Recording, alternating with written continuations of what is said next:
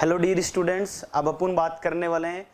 आपने planting system of orchard के बारे में मैंने आपसे बात कर ली थी। अब अपन बात करने वाले हैं नर्सरी के बारे में, अपन ने बात कर ली थी। अब हमारा जो अगला टॉपिक है उद्यान शैलियाँ, यानी कि उद्यान शैलियों के बारे में अपन क्या करने वाले हैं, बात करने वाले हैं। और कौन सी उद्यान शैलियाँ हैं उसके बारे में अपन क्या करने वाले हैं, डिस्कस करने वाले हैं। और बहुत इंपॉर्टेंट टॉपिक है, एग्जाम में पूछा जाता है और किस तरीके के क्वेश्चन आते हैं उसके बारे में भी अपन क्या करेंगे, डिस्कस करेंगे। तो उद्यान लगाने की शैलियों में अपन देखें सबसे पहले उद्यान लगाने की शैलियाँ। उद्यान लगाने की शैलियाँ अपन देखेंगे और ये शैलियों के बारे में अपन बात करें तो उद्यान लगाने की शैलियों में अपन देखें तो पुराने ज़माने में आपने देखा होगा कि आप पिंजौर गार्डन गए होंगे। चंडीगढ़ के अंदर बहुत सारे आपको गार्डन मिलेंगे। आपको रोज गार्डन देखा होगा, एक अलग खूबसूरत गार्डन जो प्राकृतिक सौंदर्य को दर्शाने वाले जो गार्डन होते हैं, उन गार्डनों के बारे में अपन क्या करने वाले हैं, बात करने वाले हैं। यानी कि मुगल काल में चलने वाले अपन बात करें उनके बारे में अपन बात करने वाले हैं। और उसके बाद में किस तरीके से कि उद्यान की शैलियाँ जो होती है वो किस तरीके से होती है। अपन उद्यान की शैलियों को इस तरीके से बात कर सकते हैं कि कौन कौन सी शैलियाँ होती है। तो देखो, एक सिंपल बात करें अपन उद्यान लगाने की शैलियों में, सबसे सिंपल बात है औपचारिक शैली। औपचारिक शैली के बारे में अपन बात करें, सिर्फ औपचारिक शैली कौन सी होती है, औपचारिक शैली होती है। इधर तो अपन औपचारिक शैली को देखेंगे, एक औपचारिक शैली होती है और एक होती है अपन को अनौपचारिक शैली। कौन सी होती है, अनौपचारिक शैली। अनौपचारिक शैलियों के बारे में बात करेंगे, किसके बारे में बात करेंगे, अनौपचारिक शैलियों के बारे में बात करेंगे, अनौपचारिक शैली। और एक होती है स्वतंत्र शैली। कौन सी होती है, स्वतंत्र शैली।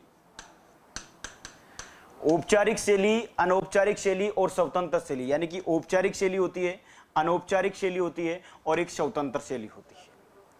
निश्चित रूप से अपन को कैसे देखना है, और निश्चित रूप से यदि आपको इस तरीके से भी समझ में नहीं आता है तो सबसे पहले अपन पॉइंट आउट कर लेते हैं कि अपन किसको समझेंगे, एक एक को समझने की कोशिश कर लेते हैं। किसको, तीन शैलियाँ होती है, औपचारिक शैलियाँ होती है, अनौपचारिक होती है। तो अपन क्या कर लेते हैं, एक बार इस तरीके से अपन तीनों को समझने की कोशिश करेंगे, ये तीनों शैलियों को समझने की कोशिश करेंगे। देखो, सबसे पहले अपन देखेंगे किसके बारे में, औपचारिक शैली के बारे में। किसके बारे में देखेंगे, औपचारिक शैली के बारे में। औपचारिक शैली सर कैसे शैली, यानी कि इसको हम इस तरीके से कहेंगे कि ये फॉर्मल स्टाइल टाइप की होती है। कैसे होती है, फॉर्मल स्टाइल टाइप की, फॉर्मल स्टाइल टाइप की होती है। कैसी होती है, फॉर्मल स्टाइल टाइप की होती है। और ये जो फॉर्मल स्टाइल टाइप की होती है ये कैसी होती है, इस शैली में उद्यान लगाते समय एक रूपता पाई जाती है। यानी कि सिमेट्रिकल अपन बात करें, ये निश्चित रूप से पूछी जाती है कि उद्यान लगाते समय अपन को ध्यान में रखना है कि उद्यान लगाते समय एक रूपता का ध्यान रखा जाता है। उद्यान लगाते समय एक रूपता का ध्यान रखा जाता है। किसका ध्यान रखा जाता है, एक रूपता का। यानी कि एक रूपता बहुत इंपॉर्टेंट कैरेक्टरिस्टिक्स है, ये एग्जाम में पूछा जाता है कि उद्यान लगाते समय में किसका ध्यान रखना चाहिए, एक रूपता का। यानी कि इस तरीके से हम उद्यान लगा रहे हैं, यहाँ पे अपन के रास्ते आ रहे हैं इस तरीके से, और यहाँ पे ये बहुत अच्छा सा आपको सजावटी है, तो वो एक रूपता होनी चाहिए। कैसी होनी चाहिए, और दो समान भागों में विभाजित होता है। उद्यान दो समान भागों में विभाजित रहता है, याद रखना, दो इस तरीके से समान भागों में क्या रहता है, विभाजित रहता है। तो दूसरा इसमें कंडीशन क्या है, दो समान भागों में ये क्या रहता है, दो समान भागों में ये क्या रहता है, समान भागों के अंदर ये क्या रहता है, भागों में विभाजित रहता है। क्या रहता है, भागों में विभाजित रहता है। दो समान भागों में ये क्या रहता है, विभाजित रहता है। उसके बाद में अपन बात करें, दो समान भागों में ये विभाजित रहता है। उसके बाद में इसमें इन भागों में प्रचलन मुगल बादशाहों ने किया था। यानी कि जो इनका जो प्रचलन किया था, ये आपको एग्जाम में पूछा जाता है, बहुत बार पूछा जाता है कि औपचारिक जो प्लांट फॉर्मल स्टाइल के जो बाग होते हैं, ये किसने इसका प्रारंभ किया था, किन्होंने इसको औपचारिक शैलियों को चलाई थी। और उसमें आती है मुगल बादशाह थे। वो कौन थे, मुगल बादशाह। ध्यान रखना है, मुगल बादशाहों के टाइम में ये फॉर्मल स्टाइल के जो बाग है, औपचारिक जो उद्यान है वो लगाते हैं, जिनमें एक रूपता रखी जाती है। ये सारा उसका क्या है, और ये किसने किया था, मुगल बादशाहों के टाइम का है। ये कौन से टाइम का है, मुगल बादशाहों के टाइम का है। और ये जो मुगल बादशाह के टाइम का है उस समय में किया गया था। और इसमें क्या रखते हैं, मुख्य रूप से अपन क्या रखते हैं, इसमें मुख्य रूप से अपन देखें तो इस तरीके से इसको दो भागों में अपन ने विभाजित कर दिया। और इसमें इस तरीके से देखें तो ये बॉर्डर है बाग लगाने की। और इसमें किस तरीके से करते हैं, इसमें अपन देखें बाढ़ सड़कें लगाते हैं, छोटे छोटे रास्ते रखते हैं। एक तो ध्यान रखना इस तरीके से छोटे छोटे रास्ते अपन रखते हैं, छोटे छोटे रास्ते इधर इधर से इस तरीके चलने के छोटे छोटे ये रास्ते रखते हैं। बड़ी बड़ी बाढ़ जो होती है बड़ी बड़ी ट्रेनिंग के, इस तरीके से वो सजावटी प्लांट्स रखते हैं। और इसमें लोन लगाते हैं बीच के अंदर, ग्रीन कलर की क्या लगाते हैं यहाँ पे लोन, ये वाला भाग हो गया लोन का, तो ये लोन का हो गया, बाढ़ हो गया, रास्ता हो गए, छोटे छोटे फुहारे इस तरीके से पानी के बीच के अंदर लोन के चारों तरफ फुहारे इस तरीके से लगा देते हैं, पानी को उछलने के लिए फुहारे लगा देते हैं। और केंद्र में बहता हुआ पानी दिखाई देता है, फूलों की क्यारियां आपको दिखाई देती है, बैठने के लिए जगह आपको दिखाई देती है, मूर्तियां दिखाई देती है, तृण द्वार, लताएं, ये मंडप, ये सारे दिखाई देते हैं। यानी कि ये सारे लक्षण आपको दिखाई दें, एक प्राकृतिक सौंदर्यता आपको दिखाई दें और एक रूपता उस बाग में पाई जाए और दो समान बागों में यदि विभाजित किया जाता है। ये सारे लक्षण किसके होते हैं, ये औपचारिक शैली के लक्षण होते हैं। और औपचारिक शैली की में अपन बात करें, फुहारे लगाना, बाग लगाना, छोटे रास्ते होना, लोन होना, सड़कें बीच में से सड़कें निकली हुई होना, क्यारियां होना, मूर्तियां होना, एक अच्छे सजावटी रूप से परगोले बनाए जाना, बड़े बड़े गेट, एंट्रेंस गेट बनाए जाना, और ये सारी जो होते हैं ये किसके उदाहरण हैं, ये औपचारिक शैली है। ये कौन सी शैली है, औपचारिक। अब इसमें इंपॉर्टेंट चीज पूछी जाती है, सर फॉर्मल स्टाइल जो होता है वो मुगल बादशाह ने किया था इसका प्रारंभ, और ये इसके कौन कौन से एग्जाम्पल है। यदि हम देखने जाएं कि ये फॉर्मल स्टाइल औपचारिक शैली का बाग है, औपचारिक शैली का उद्यान है, तो इसके कौन कौन से उदाहरण होते हैं आपको ध्यान रखना। एक तो ताज गार्डन का ध्यान रखना आपको, ताज गार्डन के बारे में एग्जाम में पूछा जाता है। ताज गार्डन फॉर्मल स्टाइल का क्या है, उद्यान है ताज गार्डन। उसके बाद में ये आगरा के अंदर स्थित है। निशात गार्डन कश्मीर के अंदर, निशांत गार्डन आपको ध्यान में रखना है। कौन सा गार्डन, निशांत गार्डन। और ये जो निशांत गार्डन है ये कहाँ पर है, निशांत गार्डन, ये निशांत गार्डन जो है वो कहाँ पर है, आपका कश्मीर में है। कहाँ पर है, कश्मीर में है। उसके बाद में वृंदावन गार्डन है, कौन सा है, वृंदावन गार्डन है। वृंदावन गार्डन जो कहाँ पर है, और वृंदावन गार्डन के बारे में अपन बात करने वाले हैं। उसके बाद में अपन बात करने वाले हैं मुगल गार्डन के बारे में अपन बात करने वाले हैं। किसके बारे में बात करने वाले हैं, मुगल गार्डन के बारे में बात करने वाले हैं। और मुगल गार्डन में अपन देखेंगे, मुगल गार्डन के बाद में अपन देखें, उसके बाद में ये दिल्ली में दिलकुश गार्डन आ गया। कौन सा आ गया, दिलकुश गार्डन आ गया, दिलकुश गार्डन आ गया, ये दिलकुश गार्डन आ गया। उसके बाद में अपन देखें पिंजौर गार्डन जो आता है चंडीगढ़ में है, पिंजौर गार्डन। ये सारे एग्जाम्पल आपको ध्यान में रखने हैं। एक तो पिंजौर गार्डन है, आपको ये सारे गार्डन आपको ध्यान में रखने हैं। पिंजौर गार्डन हो गया, एक सिसोदिया गार्डन है जयपुर के अंदर, विद्याधर बाग है जयपुर के अंदर। ये सारे आपको, ताज गार्डन भी फॉर्मल स्टाइल का मुगल बादशाहों के आरंभ किया गया है। उद्यान लगाते समय एक रूपता इसमें देखी जाती है। प्रमुख इसका सिमेट्रिकल इसका वो है लक्षण है, दो समान भागों में विभाजित करते हैं। छोटे पुआरे, लोन लगाना, मूर्तियां बैठने के लिए जगह होना, फूलों की क्यारियां होना, और ये तरुण द्वार होना, लताएं होना, मंडप होना, ये सारे किसके लक्षण हैं, औपचारिक फॉर्मिक स्टाइल के जो होते हैं उनके क्या है, उदाहरण है। उसके बाद में मैंने इनके उदाहरण आपको बता दिए। ताज गार्डन फॉर्मल स्टाइल के अंतर्गत आता है, निशांत गार्डन फॉर्मल स्टाइल के अंतर्गत आता है, वृंदावन गार्डन फॉर्मल स्टाइल के अंतर्गत आता है, Mughal Garden, Dilkush Garden, Pinjore Garden जो चंडीगढ़ में है, और जयपुर में सिसोदिया गार्डन और विद्याधर बाग जो है वो जयपुर के अंदर है। ये किसके अंतर्गत आते हैं, औपचारिक शैली के अंतर्गत आते हैं। तो उद्यान लगाने में पहला प्रकार आपका हो गया औपचारिक फॉर्मल स्टाइल। उसके बाद में अपन बात करने वाले हैं वो दूसरा जो है वो है अनौपचारिक शैली। दूसरा अपन इस तरीके से देखेंगे, और दूसरी कौन सी देखेंगे, अनौपचारिक शैली। अनौपचारिक शैली, इनफॉर्मल स्टाइल जिसको बोलते हैं, इनको क्या बोलते हैं, इनफॉर्मल स्टाइल।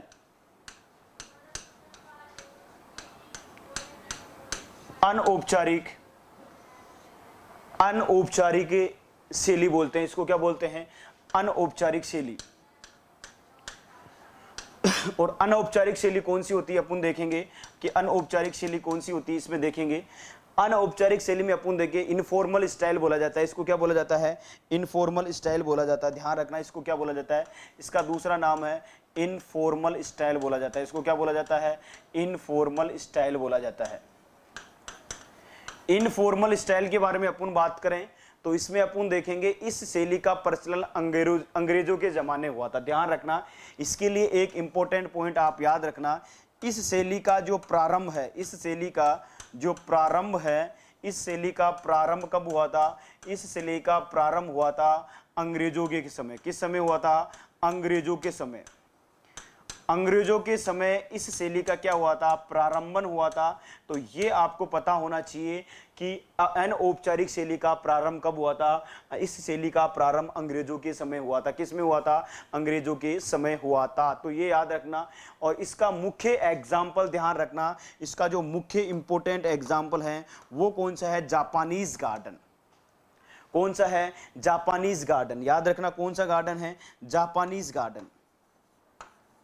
और ये जो जापानीज गार्डन है, ये इसका इंपॉर्टेंट क्या है? जापानीज गार्डन इसका महत्वपूर्ण क्या है? उदाहरण है।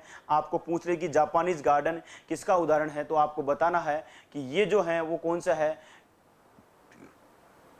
हाँ, प्रमुख इसमें क्या होता है, उसकी मुख्य रूप से अपन देखें तो इसमें मुख्य ऊंचे ऊंचे, इसमें जो मुख्य रूप से विशेषता होती है, इसका प्रमुख उदाहरण आपको मैंने बता दिया, जापानीज गार्डन।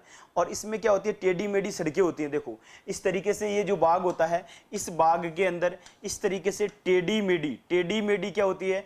टेढ़ी मेढ़ी सड़कें होती है। क्या होती है? टेढ़ी मेढ़ी तो सड़कें होती है। और टेढ़ी मेढ़ी सड़कें के साथ साथ इसमें अपन देखेंगे तो इसमें ऊंचे नीचे पत्थर के समूह होते हैं। ऊंचे नीचे पत्थर के जो पत्थर होते हैं, इस तरीके से ऊंचे नीचे पत्थर लगे होते हैं। और अपन बात करें आगे, अपन बात करें तो इसमें क्या होती है? झाड़ियों के समूह होती हैं, ट्रेलिस होते हैं, पशु पक्षियों की मूर्तियां होती है वो बनाई हुई है। यानी कि औपचारिक इस तरीके से देखें तो ये पक्षियों की क्या होती है? मूर्तियां होती है। ये क्या होती है? मूर्तियां होती है। यानी कि ये जो होता है पक्षियों की मूर्तियां जो बनाई जाती है, और झाड़ियां का समूह होता है, ट्रेलिस जो होता है, ये इस तरीके का जो होता है वो इसमें आता है। इसमें एक और आता है जापानीज गार्डन के साथ साथ रॉक गार्डन भी इसी के अंतर्गत आता है। इसमें एग्जांपल देखें तो रॉक गार्डन जो कहां पर है? चंडीगढ़ में है। और रॉक गार्डन भी इसी के अंतर्गत आता है। और एक एग्जांपल और ध्यान रखना, रॉक गार्डन के साथ साथ बिरला गार्डन, एक कौन सा आता है? बिरला गार्डन आता है। कौन सा गार्डन आता है? बिरला गार्डन आता है। तो ये भी आपको पता होना चाहिए।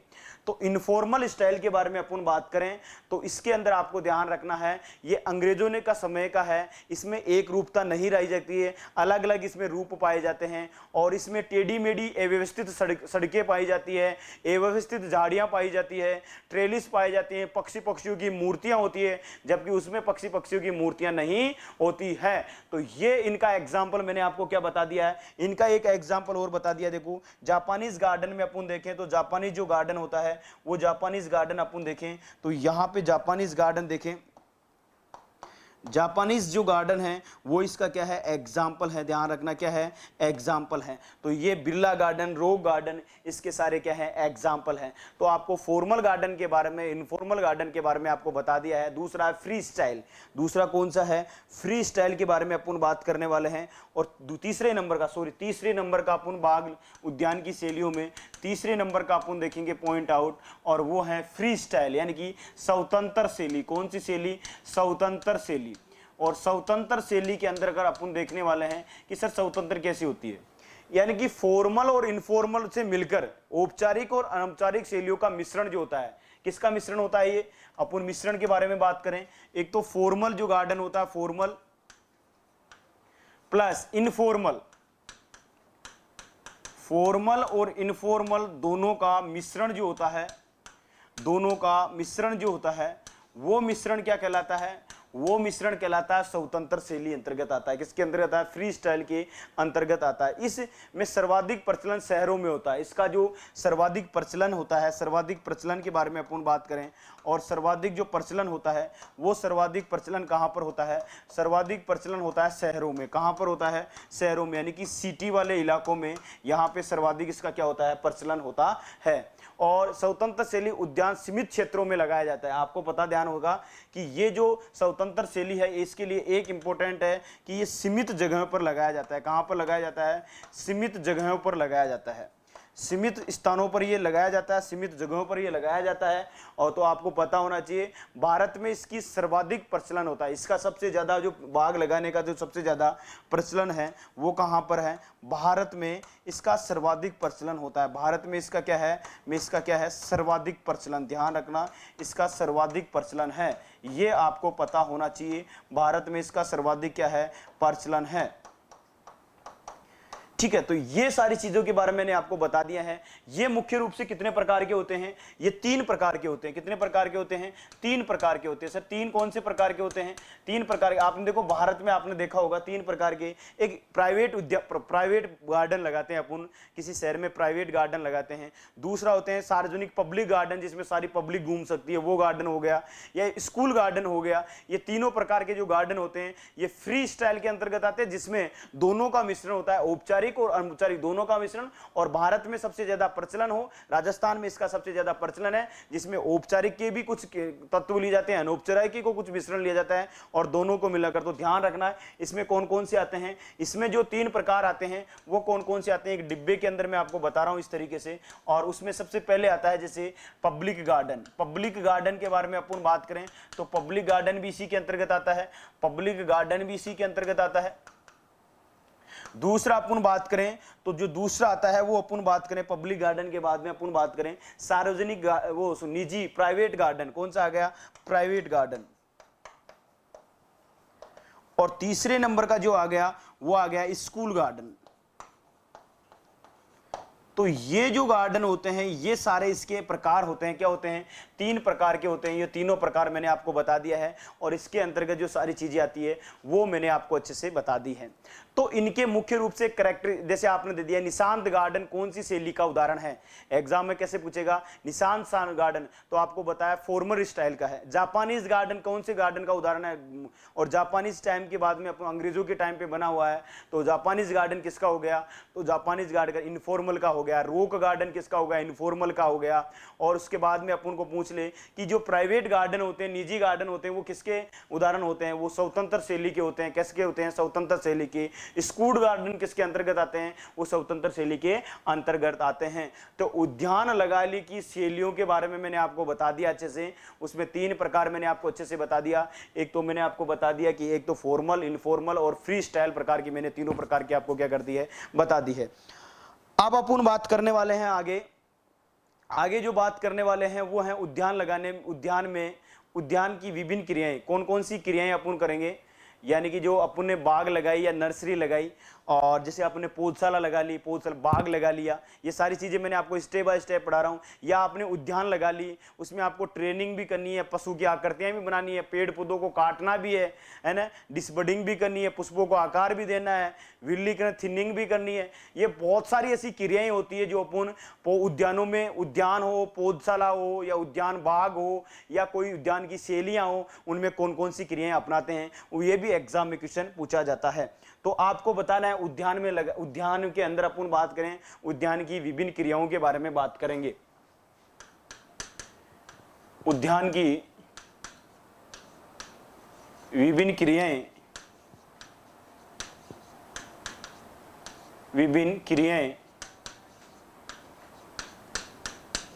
और उद्यान की विभिन्न क्रियाओं के बारे में अपन बात करने वाले हैं। और उसमें देखेंगे पहली आती है प्रूनिंग के बारे में पूछा जाता है, कटाई छटाई। पहली पोजीशन में क्या पूछा जाता है? कटाई छटाई।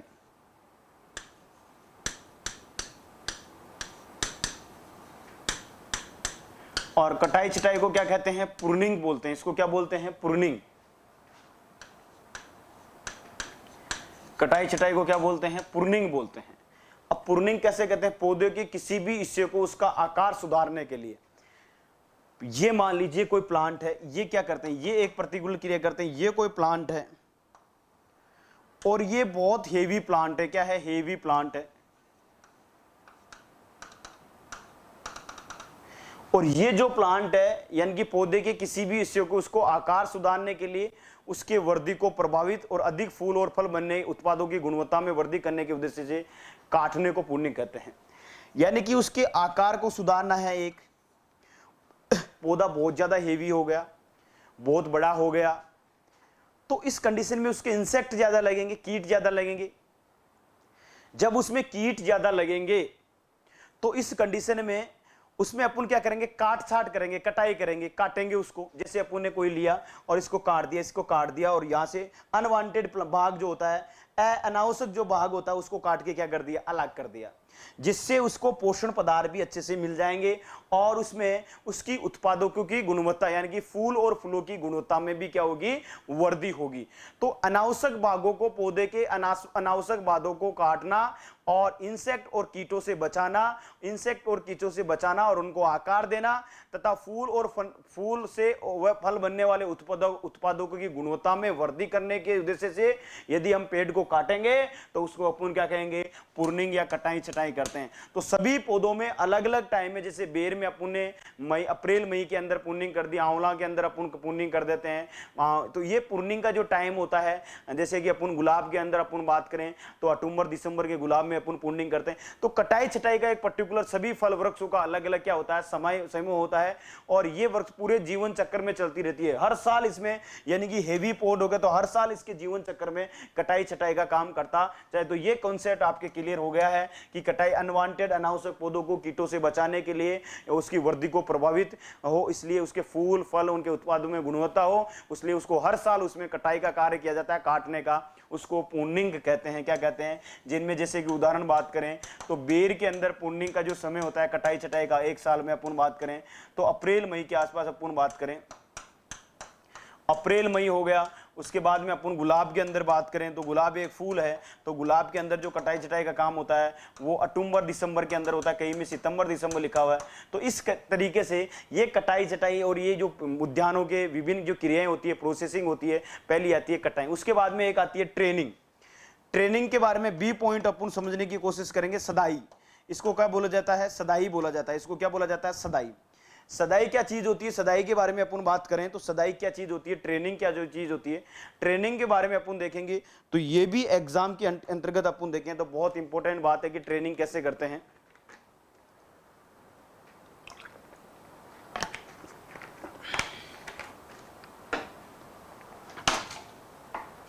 देखो ट्रेनिंग के बारे में अपन बात करें तो ये जो इसी का रूप होता है, जिस तरीके से अपन देखें तो इसमें अपन इस तरीके से देखेंगे, सदाई जिसको अपन ट्रेनिंग बोलते हैं, पौधों को एक विशेष आकार और एक विशेष ढांचा करना है, यानी कि एक विशेष आकार देने के लिए, एक विशेष आकार देने के लिए, विशेष आकार देने के लिए, याद रखना, विशेष आकार या ढांचा देने के लिए या एक पर्टिकुलर ढांचा देने के लिए इस तरीके से अपन करते हैं, विशेष आकार और ढांचा देने के लिए। और देने के लिए प्रारंभिक काल में जो कटाई और छटाई करते हैं उसे सदाई कहते हैं। कटाई छटाई पौधों की डोरमेंसी सुस्वस्थ अवस्था में की जाती है। कटाई छटाई सर्वोत्तम समय वर्षा ऋतु है और वर्षों में प्रूनिंग नहीं करते हैं, सदाई करते हैं, ध्यान रखना। वृक्षों में जो होता है प्रूनिंग नहीं करते हैं, वहां पर क्या करते हैं, सदाई ज्यादा करते हैं। एक पर्टिकुलर जो वृक्ष होते हैं, ऑर्नामेंटल प्लांट होते हैं, उनको आकार देने के लिए जो काम किया जाता है, विशेष आकार और ढांचा देने के लिए जो काम किया जाता है उसे क्या कहते हैं, ट्रेनिंग कहते हैं। उसे क्या कहते हैं, ट्रेनिंग। आप तो इतना ही ध्यान रखना, एक विशेष प्रकार से आकार देने के लिए, ढांचा देने के लिए प्रारंभिक काल में जो कटाई छटाई करके एक आकार दिया जाता है उसे सदाई या क्या कहते हैं। जैसे अंगूर के अंदर विभिन्न प्रकार की ट्रेनिंग की क्या अलग अलग प्रणाली, एक को टेलीफोन विधि होती है, पांडाल विधि होती है, बावर विधि होती है। अपन बात करें तो ये जो अलग अलग विधियां होती है ट्रेनिंग की, वो अलग अलग विधि अपन फल वृक्षों में पढ़ेंगे। जब फल वृक्ष पढ़ेंगे तो ये भी एक उद्यान में करने वाली क्या है, प्रक्रिया है। उसके बाद में अपन बात करने वाले हैं कि डिसबडिंग क्या होती है। एक टर्मिनोलॉजी बार बार पूछी जाती है डिसबडिंग के बारे में। और डिसबडिंग, सर ये डिसबडिंग क्या होती है, डिसबडिंग के बारे में बार बार एग्जामों में क्वेश्चन पूछा जाता है कि सर डिसबडिंग क्या होती है। डिसबडिंग के बारे में पुष्पों को आकार बढ़ाने के लिए कुछ कलिकाओं का पृथक्करण करना, यानी कि जो फ्लोर होता है, इस तरीके से अपन बात करें। और ये जो फ्लोर होता है, इस फ्लोर के बारे में अपन इस तरीके से बात करें। और ये जो फ्लोर होता है, इस फ्लोर के अंदर ये जो कलिकाएं होती है, ये जो कलिकाएं हैं ये क्या है, कलिका। और इन कलिकाओं का आकार बढ़ाने के लिए, स्पाइस का आकार बढ़ाने के लिए अपन क्या करते हैं, पुष्पों का आकार बढ़ाने के लिए इन कलिकाओं को, जो एक्स्ट्रा कलिकाएं होती है, इन कलिकाओं का अपन क्या कर देते हैं, पृथक्करण कर देते हैं। क्या कर देते हैं, पृथक्करण कर देते हैं, यानी कि इनको हटा देते हैं। क्या कर देते हैं, हटा देते हैं। इनको हटाना क्या कहलाता है, इनको हटाना क्या कहलाता है, यानी कि अतिरिक्त पुष्प के आकार को बढ़ाने के लिए, अपन परिभाषा के बारे में बात करें तो पुष्प के आकार को बढ़ाने के लिए कुछ कलिकाओं का पृथक्करण कर देते हैं, उसे डिसबडिंग कहते हैं या हटा देते हैं। तो इसको क्या कहते हैं, डिसबडिंग कहते हैं। क्या कहते हैं, डिसबडिंग कहते हैं। क्या कहते हैं इसको कहते हैं अपन डिसबडिंग। क्या कहते हैं, डिसबडिंग कहते हैं। डिसबडिंग बोला जाता है इसको। क्या बोला जाता है, डिसबडिंग बोला जाता है। तो ये आपको पता होना चाहिए। उसके बाद में एक होती है थिनिंग। थिनिंग क्या करते हैं, फूलों का आकार बढ़ाने के लिए कुछ पुष्पों की कटाई करना। थिनिंग एक पौधों में ऐसे भी होती है, थिनिंग ज्यादा एक्स्ट्रा पौधे लगा देते हैं अपन, इसमें बहुत ज्यादा हाई डेंसिटी के प्लांट, और अपन को बीच बीच में से पौधे को हटाना है, बीच बीच में से क्या करना है, थिनिंग, जिसको अपन विरलीकरण बोलते हैं। क्या बोलते हैं, थिनिंग में अपन क्या बोलते हैं, विरलीकरण बोलते हैं। इसको क्या बोलते हैं, विरलीकरण बोला जाता है। इसको क्या बोला जाता है, विरलीकरण बोला जाता है। और ये जो विरलीकरण है, या अपन बात करें पुष्पों के सापेक्ष बात करें तो फूलों का आकार बढ़ाने के कुछ पुष्पों की कटाई छटाई करते हैं, फूलों का आकार बढ़ाने के लिए कुछ, इसमें तो क्या करते हैं, कलिकाओं को पृथक करते हैं, उसे तो डिसबडिंग करते हैं, लेकिन उनको कटाई छटाई करते हैं फूलों की, तो उसे विरलीकरण या क्या करते हैं, थिनिंग कहते हैं। उसके बाद में एक मल्चिंग वाली भी प्रोसेस होती है। क्या होती है, मल्चिंग वाली भी प्रोसेस होती है। तो मल्चिंग भी की जाती है। क्या की जाती है, मल्चिंग भी की जाती है। तो आपको पता ना होना कि मल्चिंग कैसे करते हैं। और मल्चिंग आपको पता है कि मल्चिंग मृदा की नमी को संरक्षित करने के लिए, यानी कि इस तरीके से अपन बात करें तो ये आपने बाग में ये पौधे लगा रखे हैं बीच के अंदर, और ये कतार है, क्या है, कतार, रो है। अब रो हैं, ये क्या है, रो, ये भी क्या है, रो हैं, और ये भी क्या है, रो है। इन कतारों में हम क्या करते हैं, इन कतारों में अपन क्या करते हैं, मल्चिंग की क्रिया करते हैं, यानी कि एक पॉलीथीन की थैली लगा देते हैं, इस तरीके से मल्चिंग की क्रिया करते हैं। और ये जो कहलाती है, ये मल्चिंग क्यों की जाती है, ये मल्चिंग की जाती है नमी को संरक्षित करने के लिए, नमी को बनाए रखने के लिए मल्च करते हैं, यानी कि पॉलीथीन लगा दिया। ये एक बेड है और इस बेड पर हमने क्या लगा दी, पॉलीथीन लगा दी। और इस तरीके से पॉलीथीन लगाने का मतलब होता है कि उसमें नमी बनी रहे, नमी मेंटेन रहे। और जैसे आपने देखा होगा ड्रिप लगाते हैं, ड्रिप के अंदर ऊपर पॉलीथीन लगाते हैं मल्चिंग करने के लिए, क्या करने के लिए। और इससे एक फायदा है कि इसमें वीड ग्रोथ नहीं करेंगे। क्या नहीं ग्रोथ करेंगे, मल्चिंग करने पर वीड ग्रोथ नहीं करेंगे, यानी कि खरपतवारों की ग्रोथ नहीं होगी। और नमी का संरक्षित बनाए रहना, पानी की भी आवश्यकता कम होगी। इसलिए याद रखना, अपन मल्चिंग क्यों करते हैं, नमी को बनाए रखने के लिए। परत बिछाने को एक छोटी सी परत बिछाते हैं नमी को बनाए रखने के लिए। घास फूस पॉलीथीन इनकी के ऊपर, बेड के ऊपर क्या बचाते हैं, परत बचाते हैं। और उसे क्या कहते हैं, उसे अपन क्या कहते हैं, मल्चिंग कहते हैं। उसे क्या कहते हैं, अपन मल्चिंग कहते हैं। दूसरी, मल्चिंग के बाद में अपन बात करें, मल्चिंग के बाद में जो उद्यानों में क्रियाएं अपनाई जाती है वो होती है, मल्चिंग के बाद में अपन देखें तो वीडिंग। उद्यानों में से खरपतवार, जैसे ये बाग है और वीडिंग की जाती है। वीडिंग कैसे की जाती है, वीडिंग जो की जाती है, जैसे ये बाग है और उस बाग में से बीच में से खरपतवारों को उखाड़ना, निकालना, नष्ट करना क्या कहलाता है, वीडिंग कहलाता है। क्या कहलाता है, वीडिंग कहलाता है। होइंग, उद्यान में जलवायु को संचार, यानी कि जलवायु संचार को बढ़ाने के लिए भूमि को खोदना, होइंग करना, निराई गुड़ाई करना, यानी कि होइंग का मतलब होता है निराई गुड़ाई करना। और निराई गुड़ाई वायु, सोयल के अंदर वायु के संचार को बढ़ाने के लिए और अम्लता और सार्यता को घटाने के लिए निराई गुड़ाई की जाती है। क्या की जाती है, निराई गुड़ाई की जाती है, यानी कि इसमें वायु के संचार के लिए, किसके संचार के लिए, वायु के संचार के लिए और बढ़ाने के लिए भूमि को खोदने को क्या कहते हैं, होइंग कहते हैं। स्टेकिंग कहते हैं, कमजोर पौधों को सहारा देना बाग के अंदर। अपन स्टेटिंग कैसे कहते हैं, एक आता है 5वें नंबर का स्टेकिंग। ये भी टर्मोलॉजी बार बार एग्जाम में पूछी जाती है। स्टेकिंग क्या होता है, मान लीजिए बाग में कोई कमजोर पौधा है, बाग है और इस बाग के अंदर कोई कमजोर पौधा है और इस कमजोर पौधे को सहारा देना है। क्या देना है, सहारा देना है। और सहारा देने को क्या कहते हैं, स्टेकिंग कहते हैं। इसको क्या कहते हैं, स्टेकिंग कहते हैं। और सहारा देने से वो पौधा बच जाता है। पौधों को सहारा देना क्या कहलाता है, कमजोर पौधे को सहारा देना क्या कहलाता है, स्टेकिंग कहलाता है। क्या कहलाता है, स्टेकिंग कहलाता है। उसके बाद में पोटिंग क्या होता है, गमला भरकर पौधे लगाने को, यानी कि एक होती है, अगली होती है पोटिंग, दूसरी क्या होती है, पोटिंग। पोटिंग क्या होती है, जैसे ये गमला होता है और इस गमले में मिट्टी भरकर, इस गमले में मिट्टी भरकर पौधा लगाना क्या कहलाता है, पोटिंग कहलाता है। क्या कहलाता है, पोटिंग कहलाता है। तो ये सारी क्रियाएं जो होती है ये किस में अपनाई जाती है, उद्यानों में अपनाई जाती है। तो उद्यान लगाने की शैलियाँ और उसमें आने वाली जो क्रियाएं होती है उसकी टर्मोलॉजी मैंने आपको अच्छे से बता दी है, समझा दी है। अब अपना एक टॉपिक और है आपके सिलेबस में, प्रतिकूल मौसम दशाएं।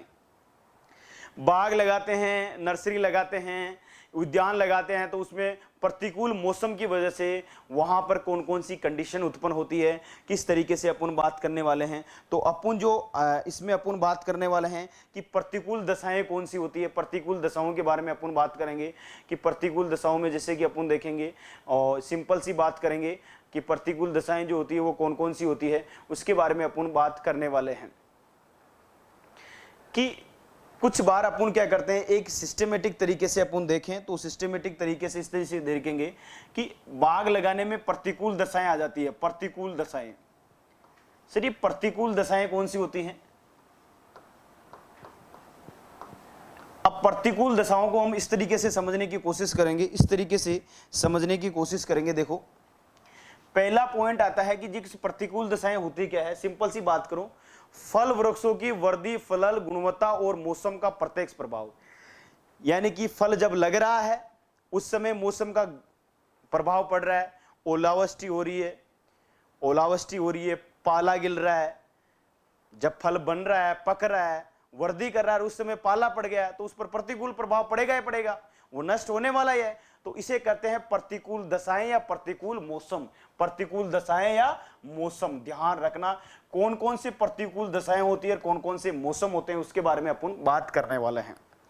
फल बनने से लेकर पकने तक क्रियाएं, जो मौसम की क्रियाएं जो प्रभावित करती है, यानी कि अपन कहें इसको इस तरीके से परिभाषित कर सकते हैं, फल वृक्षों की वृद्धि, फलन और गुणवत्ता पर मौसम का प्रत्यक्ष प्रभाव पड़ता है। गुणवत्ता पर, फलन पर और गुणवत्ता पर, फलन पर और वृद्धि पर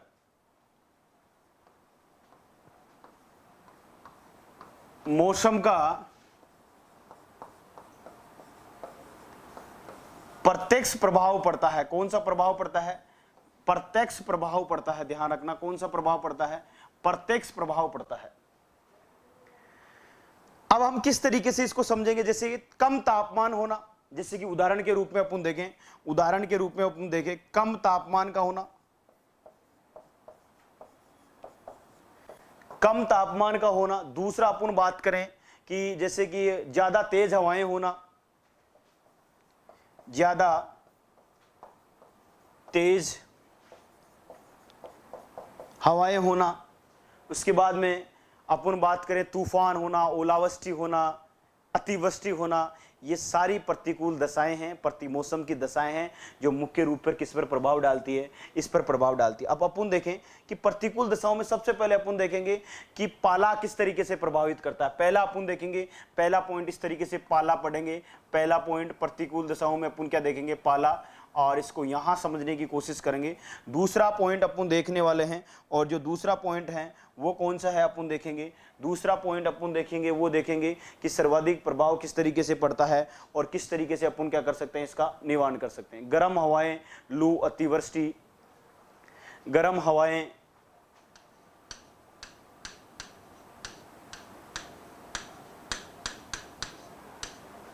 अतिवृष्टि, ठीक है, अतिवृष्टि, ओलावृष्टि,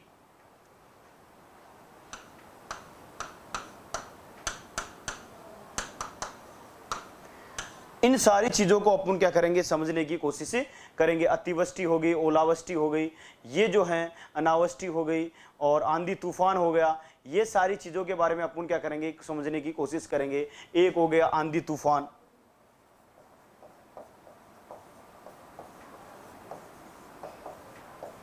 अब सबसे पहले इस पाले का सबसे पहले अपन देखें तो पाला सबसे ज्यादा प्रभावित करता है दिसंबर और जनवरी में।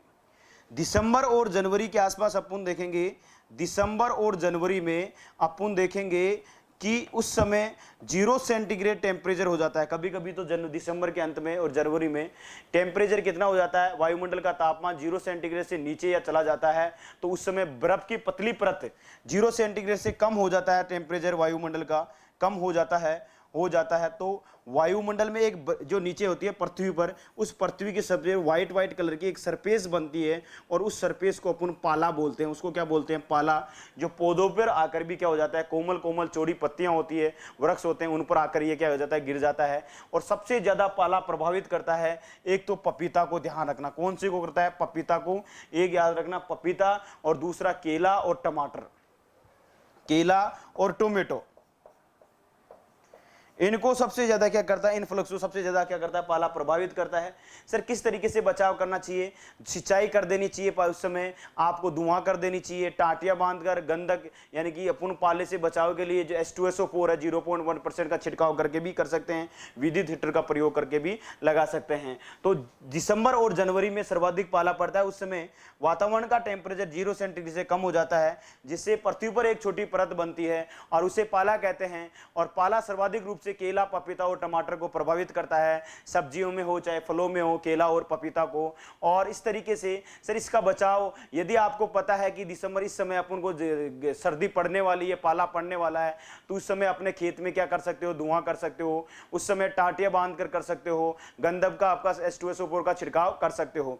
इसके बाद में आपने देखा होगा गर्म हवाएं चलती है सर्दियां निकलने के बाद में, जून जुलाई के आसपास अपन बात करें, मई जून जुलाई के आसपास अपन बात करें तो लू चलती है, बहुत जबरदस्त लू चलती है। तो जब उत्तरी मई जून में उत्तरी भारत के मैदानी भागों से तेज हवाएं, तापमान बढ़ने की, उत्तरी भागों से आपने देखा होगा तापमान बढ़ने की वजह से, अपन ने देखा होगा कि तापमान बढ़ने की वजह से तेज तापमान बढ़ेगा, तेज हवाएं चलेगी और पौधों की वाष्पोत्सर्जन दर भी क्या हो जाएगी, बढ़ जाती है, जिससे पानी कमी होती है, पौधा क्या हो जाता है, मुरझा जाता है। आपने देखा होगा मई जून में, आप इसको ऐसे भी लिख सकते हो, जुलाई ना, अगर जुलाई में तो वर्षा होती है, मई जून में अपन देखें तो उस समय तापमान में वृद्धि होती है। किसमें वृद्धि होती है?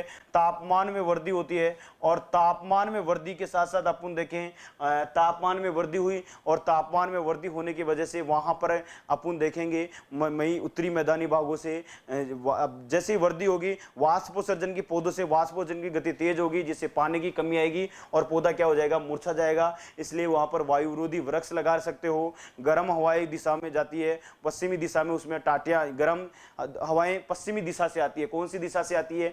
पश्चिमी दिशा से आती है। तो पश्चिमी दिशा में, जैसे कि पश्चिमी दिशा ये है गया, मान लीजिए ये पश्चिमी दिशा है, और पश्चिमी दिशा में हमने क्या बांध दिया, टाटियां बांध दी, जिससे ये गर्म हवाएं इस भाग से बचा सके। तो ये आपको पता होना चाहिए, चूने के गोल का लेप कर देना चाहिए। अतिवृष्टि हो गई, वर्षा का अधिक होना, बार बार कई बार क्या होता है कि बरसात के समय जुलाई अगस्त में होती है, बरसात बहुत ज्यादा हो जाती है, और ज्यादा होने से उसके फूल और फल क्या हो जाते हैं, गिरकर क्या हो जाते हैं, फूल और फल गिरकर क्या हो जाते हैं, नष्ट हो जाते हैं। फूल और फल गिरकर क्या हो जाते हैं, नष्ट हो जाते हैं।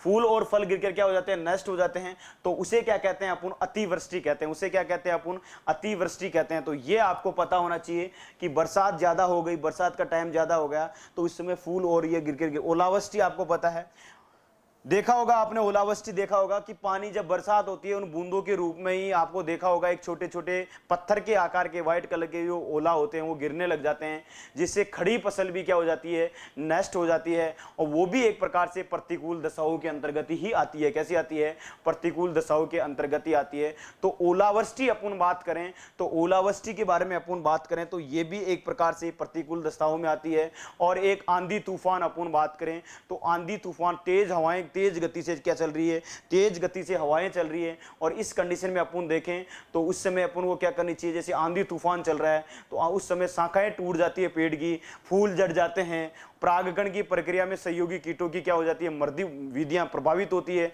कई बार तो मृत्यु भी हो जाती है, निषेचन की क्रिया प्रभावित होती है। इससे ध्यान रखना, तेज गति की हवाएं चल रही है और तेज गति की हवाएं से शाखाएं टूट जाती है, फल फूल जड़ जाते हैं, परागकण की क्रिया में सहयोगी कीटों में विधियां जो होती है वो प्रभावित होती है, जिससे निषेचन की क्रिया प्रभावित होती है। इसका बचाव कैसे करना चाहिए?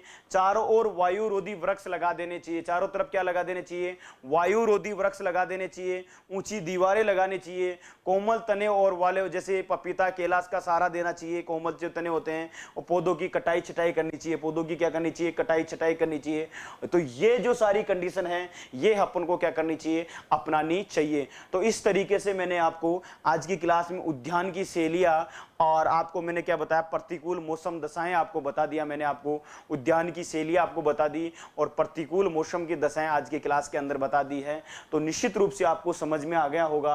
अगली क्लास में अपन डिस्कस करने वाले हैं कि एफलन क्या होता है, एफलन का क्या कारण होता है, एफलन से किस तरीके से बचाया जा सकता है, वो नेक्स्ट क्लास में अपन क्या करने वाले हैं, डिस्कस करने वाले हैं। और आज की क्लास में आपको अच्छे से समझ में आ गया होगा अच्छे से कि मैंने आपको आज की क्लास में किस तरह एग्जाम में कैसे प्रभाव इसमें पूछे जाते हैं, प्रतिकूल दशाओं में कि ओलावृष्टि कैसे प्रभावित करती है, आंधी तूफान कैसे प्रभावित करता है, इनसे रिलेटेड कोई क्वेश्चन आपके एग्जाम में पूछा जा सकता है। तो आई होप कि आपको अच्छे से ये समझ में आ गया होगा। नेक्स्ट क्लास में फिर अपन क्या करेंगे, बात करेंगे और नया टॉपिक लेकर एफलन के बारे में अपन क्या करेंगे, बात करेंगे। धन्यवाद।